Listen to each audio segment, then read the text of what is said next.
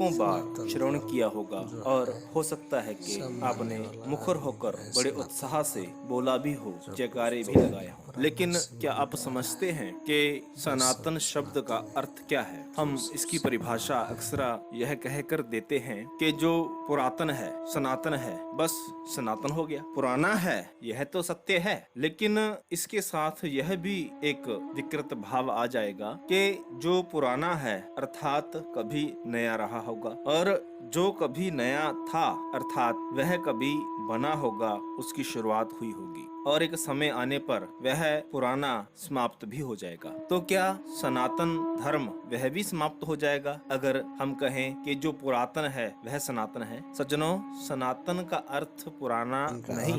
गीता में दूसरे जो अध्याय के 24वें सभी धर्मों मंत्र में और बड़ा सब स्पष्ट से इसका उत्तर पहले दिया जो गया आया है। था श्री कृष्ण वही कहते सनातन हैं, है। अच्छद्य अहम इसका अतः अर्थ अयम अक्लेद जितना ही अशोष्येव पुराना च है, नित्यः सदियों से चले सर्वगतः आते हुए स्थाणुर्चलयन् वही सनातनः। सनातन अर्थात है। हे अर्जुन, जो छेदा नहीं जाता, जलाया नहीं जाता, जो सूखता नहीं, जो गीला नहीं होता, जो स्थान नहीं बदलता, कौन है वो? ऐसे रहस्य में व तात्विक गुण तो मात्र केवल परमात्मा के ही हैं, और जो सत्ता इन दैवीय गुणों से परिपूर्ण हो वही सनातन कहलाने के योग्य है। अर्थात ईश्वर ही सनातन है, जो ना तो कभी नया रहा, ना ही कभी पुराना होगा, और ना ही इसकी शुरुआत है और ना ही इसका अंत है। अर्थात ईश्वर को ही सनातन कहा गया है। और जो हम कहते हैं अपने अस्तित्व की परिभाषा देते हुए कि हम सनातनी हैं, सनातन धर्म के अनुयायी हैं, सज्जनों, हम सनातनी कब बनेंगे अगर ऐसे दैवीय गुण हमारे में प्रवेश कर जाएं, जैसे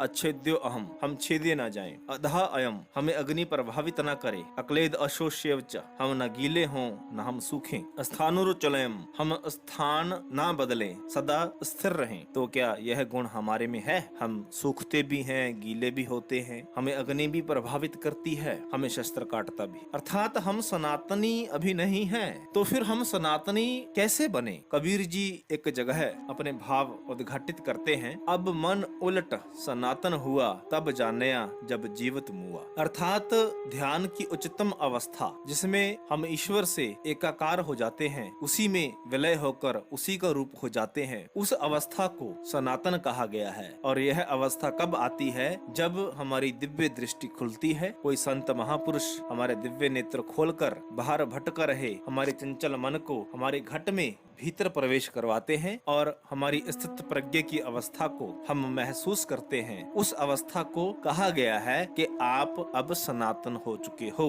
अब मन उलट सनातन हुआ, मन भीतर की तरफ उलट गया, हम ईश्वर से मिल गए, उसमें एकाकार हो गए। इस अवस्था को सनातन कहा गया है। इसलिए सज्जनों, केवल बोलने से नहीं, ठीक है, जय घोष करने, कहीं